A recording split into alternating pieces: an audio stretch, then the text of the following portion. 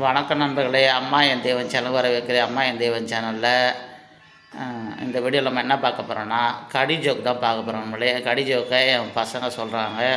இந்த கடி ஜோக் உங்களுக்கு பிடிச்சிருந்தால் லைக் பண்ணுங்கள், ஷேர் பண்ணுங்கள், கமெண்ட் பண்ணுங்கள். நம்ம சேனல் மறக்காமல் சப்ஸ்கிரைப் செய்து ஃபாலோ பண்ண வாங்க வீடியோக்குள்ளே போகலாம். ஒரு அம்மா அவங்க பையனை விளக்கு வாங்க சொல்கிறாங்களா. அவன் விளக்கு வாங்கி வரும்போது அவங்க உடம்புல காயமாச்சான்.